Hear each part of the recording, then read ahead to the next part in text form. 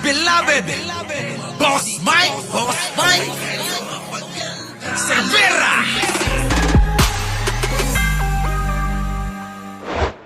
Kanilang mga araw. Ngayon na Lagot, mga kababayan ng mga magnanakaw. Eto na, nagbabalita ang ating, ang ating partner. Oo, si Madam Ellie. Madam Ellie, eto na. Ano ang iyong nakalap na mga balita? Pasok! bawal na ang mga magnanakaw at mandarambong sa ating gobyerno. Bilang na ang kanilang mga araw. Ngayon na natin malalaman kung sino nga ba talaga ang salarin, kung magkakaroon na naman ng aberya at eskandalo sa ating annual budget sa susunod na taon. Sa hindi inaasahang pagkakataon, ito syempre ay mangyayari kung matuloy man ang panukala ni House Speaker Martin Romualdez na buksan ang Bicameral Conference Committee deliberations sa publiko. Kung sakali man, ito ang pinakaunang pagkakataon na mangyayari ito sa ating bansa. Magandang balita po ito para sa ating mga Pilipino. Dahil ang hakbang na ito ay ang ating magiging pinnacle of transparency in government dito sa ating bansa. Bilang mamamayan, karapatan po natin na malaman kung saan napupunta ang bawat sentimo sa kaban ng bayan. Ay, true ka naman dyan, partner. True yan, Madam Ellie. Kailangan maging transparent ang gobyerno, di ba? Oh. Nauna na pong isinulong ni Department of Budget and Management Secretary Amena Pangandaman ang open budget bilang tugon sa isinusulong na Freedom of Information at Open Government ng Marcos Administration. Nangyari nga po ito at naranasan natin nung isinapubliko ang ating mga budget hearings kung saan napanood natin at natunghayan kung paano dinepensahan ng iba't ibang sangay at kawani ng gobyerno at ng kanilang mga opisyal ang kanilang proposed budget. Nung nakaraang taon, dito nga natin napanood kung paano masusing binulatlat ng panel ang budget proposal ng Office of the Vice President at kung bakit siya may nakalaang 10 milyong piso para sa pag-imprenta ng librong Isang Kaibigan na Yung isang kaibigan na mga kababayan, panoorin nyo ito, ha? Oh. isinulat mismo kuno ni impeached Vice President Sara Duterte at kung saan rin naglalaman ito sa huling pahina ng napakalaking litrato niya. Naging mainit at talagang nga namang sinubaybayan nating mga Pilipino ang mga naging diskusyon sa pagitan ni impeached Vice President Sara Duterte at Senator Risa Ontiveros. Yan po yung isang kaibigan na mga kababayan, mali-mali ang spelling. At isa pa mga kababayan, nilagay niya siya yung author, siya daw yung sumulat. Yun naman pala mga kababayan, ninango lang sa internet. So ibig sabihin mga kababayan, nagyayabang na hindi niya naman gawa. Kapal talaga ng pagmumuka. Di ba? Tuloy. Ang pagpayag at pagsulong rin ni House Speaker Martin Romualdez sa isang open bycam kung saan magkakaroon ng access at mapapanood rin ng taong bayan ang pag-reconcile ng House of Representatives at Senate sa proposed budget para maging ganap na General Appropriations Bill ay pagpili at pagsandal sa katotohanan. Ito ay ang pagtindig sa kung ano ang tama at pagsuporta sa isang hakbang na ikapapanalo ng bawat Pilipino. Yan! Oh, sabi nga ni Pangulong Bongbong, ganito, oh. Po ang tingin sa atin ng buong mundo. Iba na po ang tingin sa Pilipinas. Tayo po ay tinitignan, kinahahangaan at sinasabi, paano ninyo ginawa yan? Madali lang pong sagutin yan. Ang kulang sa inyo, wala kayong mga manggagawa, wala kayong mga manggagawa na Pinoy. Yun! Biruin ninyo mga kababayan ko pinagmalaki tayo ni Pangulong Bongbong Marcos sa ibang bansa at hinangaan ng mga manggagawang Pilipino. Grabe, si Pangulo. Siya lang ang nakagawa niyan, mga kababayan. Kadugtong neto, pasok!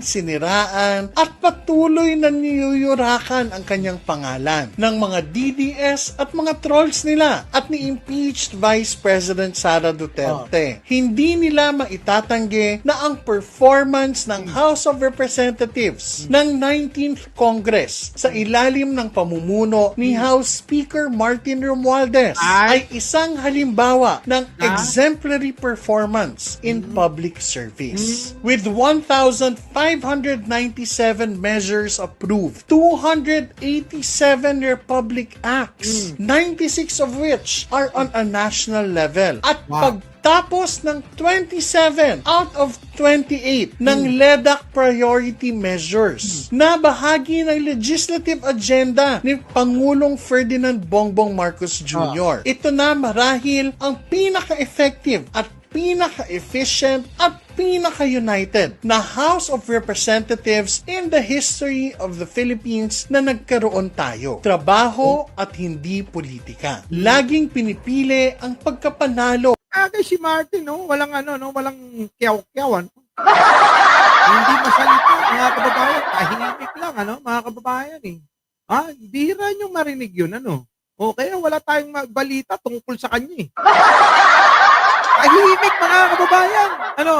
Tahimik, eh. O, tuloy. Ng bawat Pilipino at walang sinasanto na kahit na sino. Makialam, makinig, manood. This is your money. This is your future. This is a crucial step in restoring public trust and ensuring that the national budget truly reflects the will and the welfare of the people. Ito ang mga katagang binitawan ni House Speaker Martin Romualdez. Kapag ito ay natuloy at kung pumayag rin ang Senado at ang liderato nito, magkakaroon po tayo ng ganap na transparency and accountability sa ating budget. Mamomonitor at mababantayan ng taong bayan, pati na ng media ang mga kaganapan. Sa loob ng Bicameral Conference Committee deliberations, makikita at mapupuna agad natin ang mga alleged last-minute insertions o yung mga malaport barrel na allocations. Kung meron man, sa pamamaraan ring ito ay unti-unti nating maibabalik ang public trust sa... Ay, dapat lang! Ganon! Dapat lang!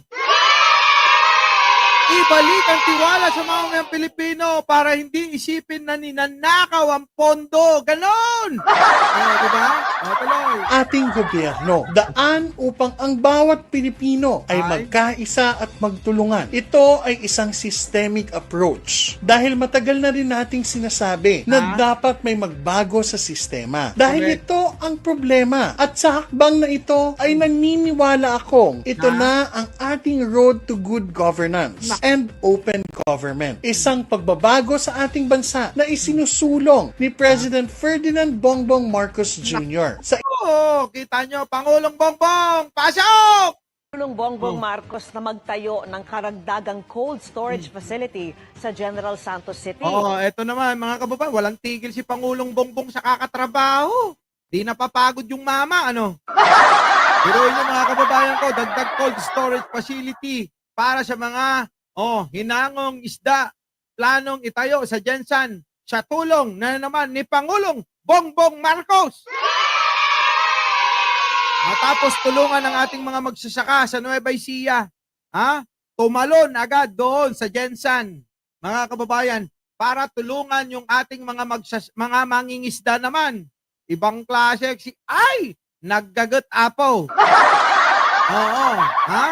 Makuli-kuli, makuli-kuli, Manong Bongbong, Grabe, tuloy. Yan po ay para mas maraming maimbak na huling isda, imbis na mabulok, at para mataas pa rin ang kalidad at marami ang maibentang isda.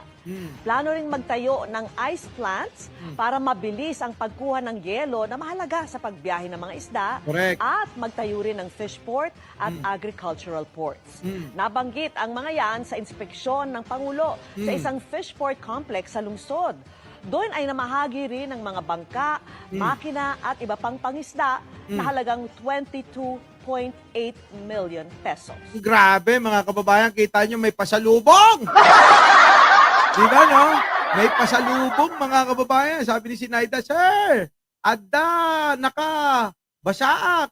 tumaray nga Vice President Datoy Irene ket Vice President na ni ay maday nagpaiso data wait maday no di po ba mga kababayan ibang klase o ano pa mga DDS o pakita naman kayo ng nagawa ni Sarah dali na kung ikukumpara natin yung nagawa ni Pangulong Bongbong wala pang 3 taon lagpas na siya nagawa ni Digong ng 6 na taon. Yan po yung katotohanan mga kababayan. Di po ba?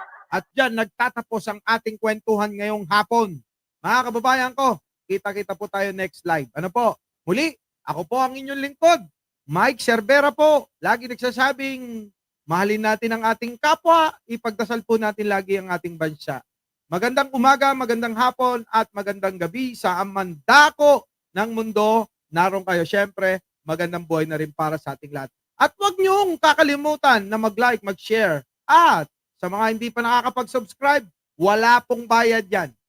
Para lagi kayong updated sa, sa tawanan, hiyawan, at syempre, opo, bawal ang malungkot sa channel na to. Maraming salamat po. Our beloved Boss Mike.